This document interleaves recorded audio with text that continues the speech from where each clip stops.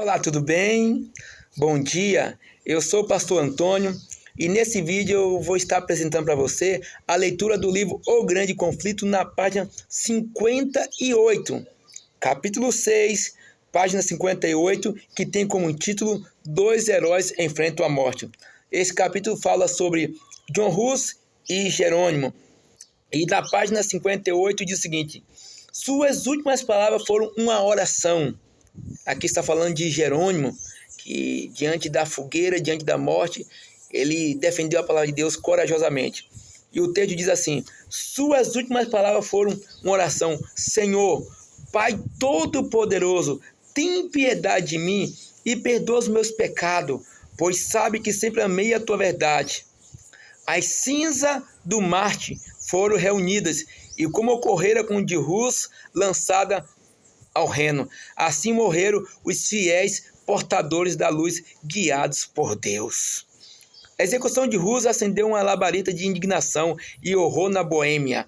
A nação inteira declarou que ele havia ensinado a verdade de maneira fiel.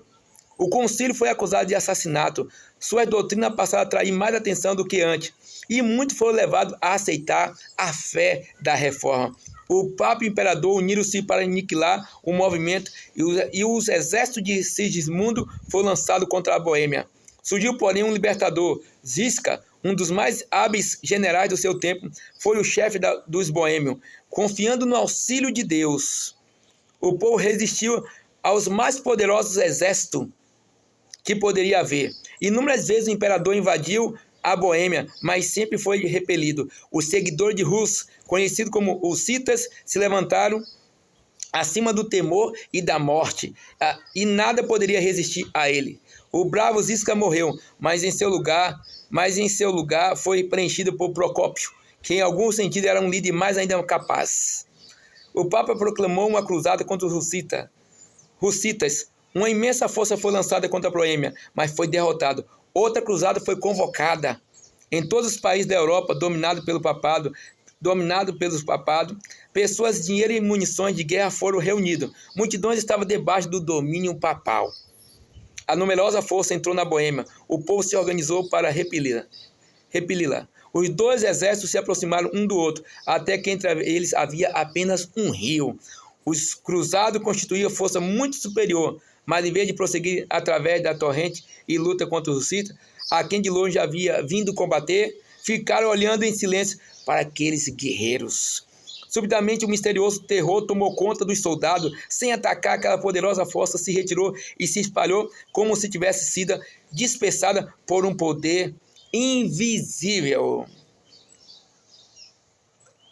O exército hussita prosseguiu os fugitivos, e imenso despojo caiu na mão dos vitoriosos. A guerra, em vez de empobrecer os boêmios, enriqueceu-os.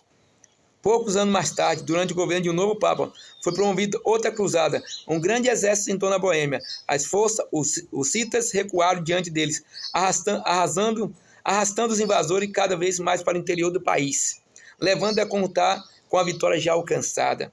Finalmente, o exército de Procópio avançou para dar-lhe o combate. Quando se ouviu o ruído de força que se aproximava, mesmo antes que os hussitas pudessem ser vistos, um pânico novamente caiu sobre os cruzados.